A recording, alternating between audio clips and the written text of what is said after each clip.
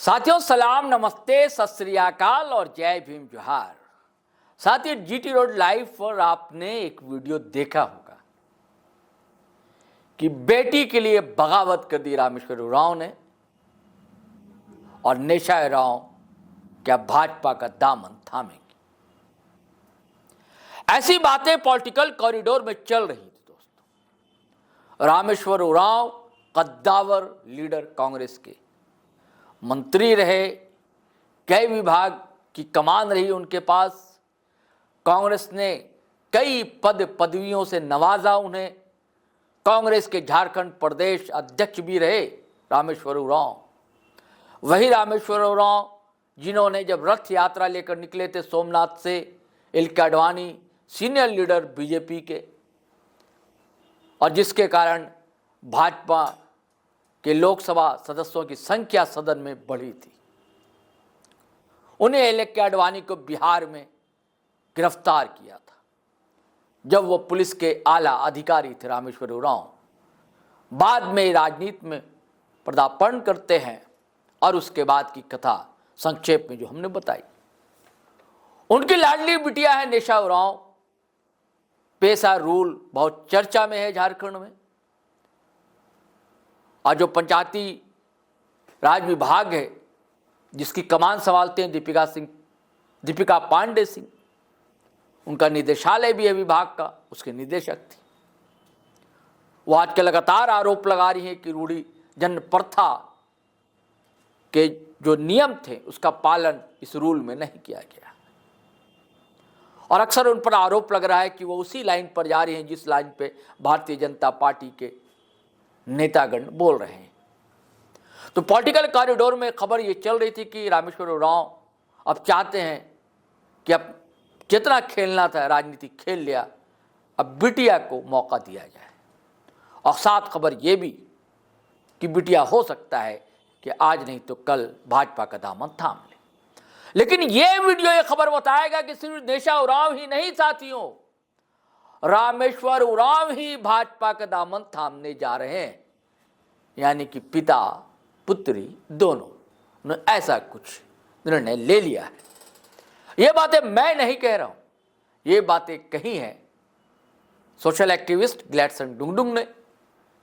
कई संगठन चलाते हैं वो, अंग्रेजी के हिंदी के राइटर हैं, कई किताबें हैं, और हमेशा जल जंगल जमीन के सवालों को लेकर मुठभेड़ करते रहते हैं। ये छोटा सा क्लिप है दोस्तों, हमारे वीडियो को एक तरह से पुष्ट करता है और उससे आगे बढ़कर बताता है कि सिर्फ वही भाजपा की लाइन पर नहीं है बल्कि रामेश्वर उरांव भी ऐसा विचार कर रहे हैं। चलिए आप खुद सुनिए ग्लैडसन डुंगडुंग के ज़बानी ये क्या रहस्य है। पहले ही कहा कि हम लोगों को किसी व्यक्ति के निजी जीवन से मतलब नहीं। नाम इसलिए लेना पड़ रहा है कि वो हर जगह पे चैनलों में और जगह पे बोल रही है कि रूढ़ी जैन आदिवासी, मतलब उनका स्पष्ट है कि जो सरना पूजा करता है उसको छोड़ के जाए कि बाकी सब आदिवासी नहीं है।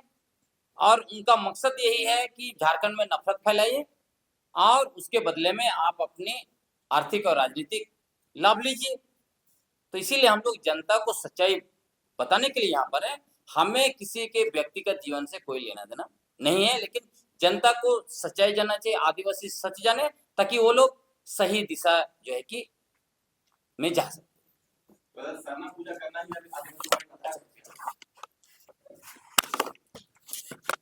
देखिए, यह नैरेटिव ही अपने आप में गलत है, क्योंकि यदि आप एवोल्यूशन थ्योरी को देखेंगे या डीएनए रिपोर्ट जो अवेलेबल है उसको देखेंगे तो बहुत स्पष्ट है कि हमारे पुरखे जो भी थे 65,000 इनफैक्ट 70,000 साल पहले जो आउट ऑफ अफ्रीका थ्योरी है, वहां से निकल के दुनिया के अलग अलग हिस्से में गए और यहाँ भी आए। 65,000 साल पहले यहाँ पर आए और उसके बाद में भी आए।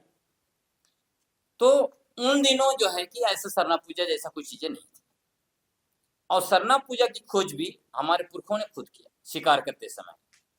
कि जब उनको लगा कि शिकार करते करते उनको लगा हमारा भगवान कौन है या हमारा भगवान कहाँ रहता है, तब उन्होंने तीर छोड़ा, उसके बाद वो हुई। दूसरी बात यह है कि झारखंड की अगर आप बात करेंगे तो यहाँ सबसे पहले जो है आप देखेंगे गांव बसाने का जो इतिहास मिलता है, खासकर इधर मध्य छोटा नागपुर में, तो मुंडाओं का मिलता है।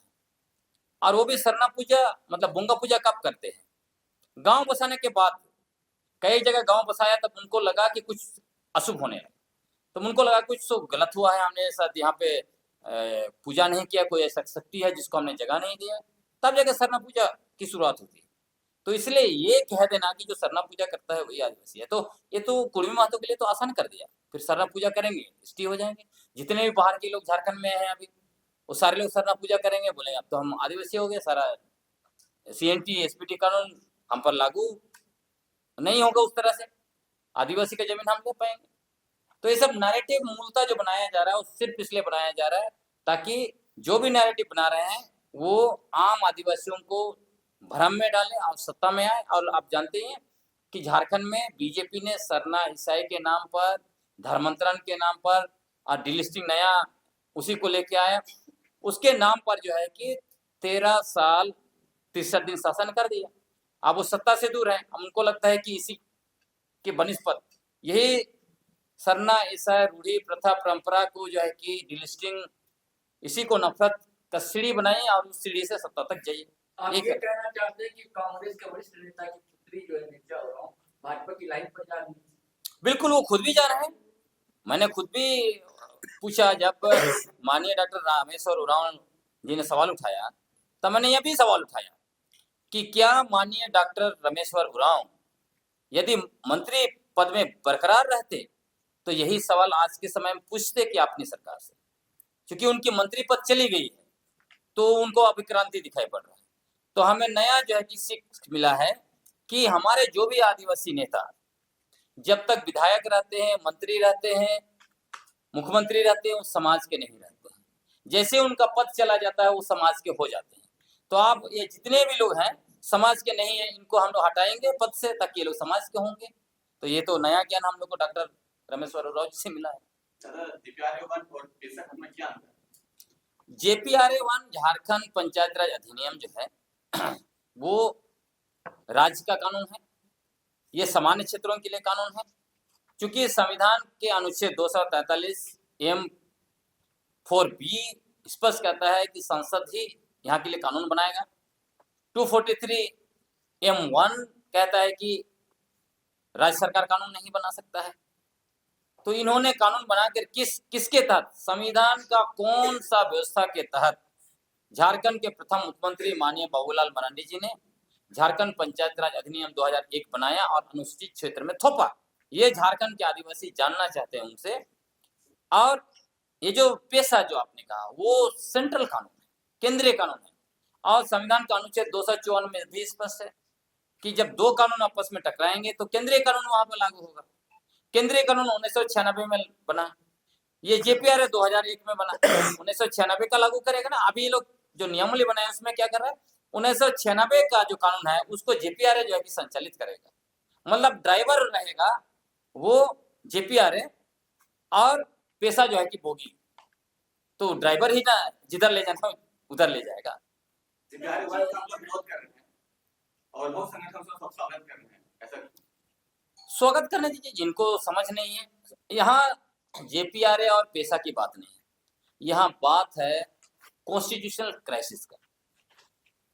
झारखंड के अनुसूचित क्षेत्र और देश के अनुसूचित क्षेत्रों में यहाँ का प्रशासन और नियंत्रण किसके तहत होगा? संविधान के अनुच्छेद 244(1) और 5वीं अनुसूची के तहत होगा। अब उसके आधार पर जो व्यवस्था है उसको लागू करना है ना। आप यहाँ एकदम असंवैधानिक व्यवस्था आप लागू कीजिएगा अनुसूचित क्षेत्रों में तो कैसे चलेगा? इसीलिए हम लोग इसका विरोध कर रहे हैं। और ये हम बिल्कुल स्पष्ट कहना चाहते हैं बुआ सरकार से। हमारा पारंपरिक ग्राम सभा समन्वय समिति के संयोजक बिनसा भाई बोल चुके हैं कि ग्राम सभाएं स्वीकार नहीं करेंगे और बड़े पैमाने पर अंडर करंट तैयारी चल रहा है, एक एक गांव में तैयारी चल रही है। हम लोग एक एक गांव में ज्यूरी मॉडल के तहत पेशा कानून 1996 को लागू करेंगे। ज्यूरी ने अपना नियमावली भी बना लिया है और गांव भी नियमावली बनाएंगे, क्योंकि पेशा कानून 24 दिसंबर 1997 से स्वतः लागू है। इसलिए हम लोग दूसरा चीज को स्वीकार नहीं करेंगे। यह मौका है, यदि अभी जो है कि संवैधानिक कार्य यहाँ पे नहीं हुए, जब अबुआ सरकार है तो कभी नहीं होगा। ज्यूरी मॉडल एक बेहतरीन मॉडल है, क्योंकि आप देखिए झारखंड राज्य जो है वो 25 साल पूरा कर चुका है। पंचायत राज विभाग अरबों रुपए खर्च किया ग्राम सभाओं को सशक्त करने के नाम पर, कभी प्रशिक्षण के नाम पर, कभी कुछ नाम पर। आप आरटीआई करिए और देखिए कि विगत 25 वर्षों के अंदर में कितने अरब रुपए पंचायत विभाग ने ग्राम सभाओं को सशक्त करने के नाम पर, आदिवासियों को सशक्त करने के नाम पर, पारंपरिक हाथू मुंडाओं को सशक्त करने के नाम पर खर्च किया है। एक भी मॉडल आज तक नहीं बना पाया। ज्यूरी मॉडल पेशा आंदोलन का मॉडल है, 1 साल के अंदर में हम लोगों ने मॉडल बना दिया है, जिसको नकार नहीं सकता है। अगर कोई सरकारी अधिकारी, अबू सरकार, कोई मंत्री या कोई भी बड़े अफसर उसको नकारना चाहते हैं तो आके डिबेट करें हम लोगों से, हाथू मुंडा से डिबेट करें, गांव वालों से डिबेट करें कि ज्यूरी मॉडल में गड़बड़ी क्या है। असल खेल यह है कि पारंपरिक ग्राम सभाओं को शासन की शक्ति और अधिकार नहीं देना चाहते हैं, फाइनेंशियल शक्ति नहीं देना चाहते। आप सोचिए, आपको हमने पैसा ही नहीं दिया और आपको हम कहेंगे आप अपने बारे में निर्णय ले सकते हो, आप जो भी खरीदना है बता दो हमें, जो भी आपको घर में चाहिए वो बता दो, और आपको बोलेंगे आप सशक्त हो गए, आपको हमने सशक्त कर दिया। ये सही है क्या?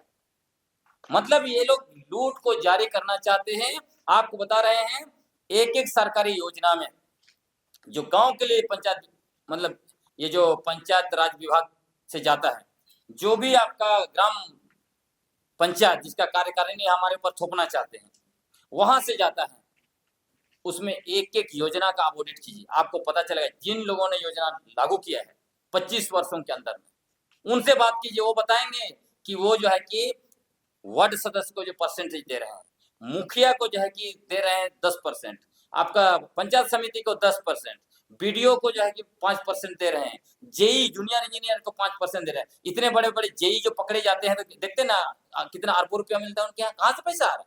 यही लूट का पैसा। इवन की वहां देखिए वीडियो का कंप्यूटर ऑपरेटर जो नौकरी कर रहा है वो भी 2% लेता है। और मैं तो दंग रह जाता हूँ, यहाँ पे नगर पालिका क्षेत्र में आप देखिए, एक एक वार्ड सदस्य पूछिए, जानते हैं अगर आपको 2.5 लाख रुपया का योजना दे रहे हैं, मान लीजिए ये आवास योजना, वो आपको बोलेंगे 1 लाख रुपया हमको दे दो और वो आवास बनाओ चाहे नहीं बनाओ, जैसे भी कर रहे हो आप करो। ये भ्रष्टाचार है। जब गांव का पैसा, जब पारंपरिक ग्राम सभाओं को ज्यूरी मॉडल के द्वारा कार्यकारिणी बनाकर उनको शक्ति दी जाएगी शासन का और अधिकार का, देखिएगा विकास भी होगा, वो आगे भी बढ़ेंगे, सब कुछ चीज होगा और भ्रष्टाचार रुक जाएगा। और सबसे बड़ी बात, जब पंचायत चुनाव नहीं कराएंगे तो सरकार का पैसा भी बचेगा। इसलिए अनुसूचित क्षेत्र में पंचायत चुनाव मत कराइए, पैसा भी बचेगा, हमारे लोग सशक्त भी होंगे और पेशा कानून का मूल भावना भी जो है कि वो रियलाइज होगा। चलिए साथियों, आपने बातचीत सुनी, क्लेरसन टुंडू ने क्या कहा। अब हमें इजाज़त दीजिए, हम नए वीडियो के साथ हाजिर रहेंगे। लेकिन आपसे गुजारिश है, आग्रह है कि अगर आपने हमारा चैनल सब्सक्राइब नहीं किया तो कर लीजिए। और हाँ, फेसबुक पर भी हमारा पेज है GT रोड लाइव के नाम से, वहाँ भी ज़रूर आप आया करें, वहाँ भी वीडियो देखा करें। उस पेज को भी आप फॉलो कर लें, अच्छा लगेगा। और जहाँ भी देखें वीडियो धड़ाधड़ फटाफट खटाखट शेयर करें, लाइक करें, कमेंट करें। आज्ञा दीजिए, इजाज़त दीजिए। जय हिंद, जय भारत।